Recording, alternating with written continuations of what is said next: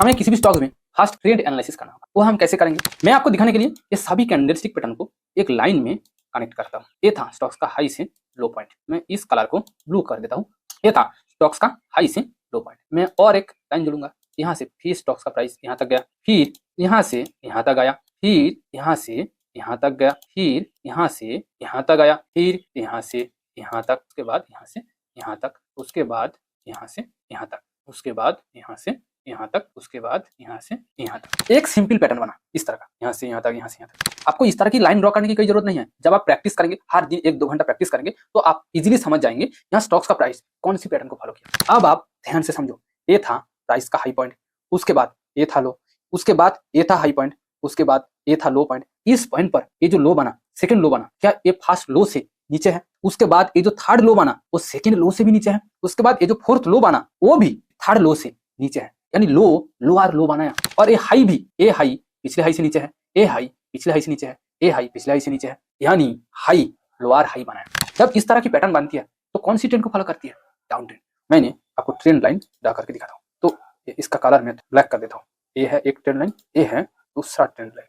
अब देखो, ये प्राइस इस पॉइंट तक इस जोन में घूम रहा था, बस इस पॉइंट पर आकर ब्रेकआउट दिया, और ब्रेकआउट में कौन सी कैंडल बनी? एक स्ट्रॉन्ग कैंडल बना, और इस कैंडल में ये जो वॉल्यूम फॉर्म हुआ ये भी स्ट्रॉन्ग है, यानी ये हमारा एक स्ट्रॉन्ग ब्रेकआउट था। और उसके बाद आप देख सकते हैं कि यहाँ से स्टॉक्स का प्राइस यहाँ तक गया। आप कहेंगे यहाँ से तो स्टॉक्स का प्राइस फिर से गिरा।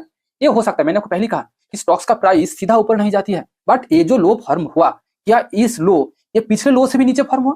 ऑब्वियसली नहीं, ये तो रेजिस्टेंस के ऊपर ही फॉर्म हुआ। अगर ये रेजिस्टेंस के नीचे भी फॉर्म होता, जब तक ना इस लो को टच करेगा, मैं आपको लाइन ड्रा करके दिखाऊंगा, जब तक ना इस लो को टच करेगा, इसका मतलब स्टॉक्स में अप ट्रेंड चालू है। तो हम कहाँ एंट्री लेंगे?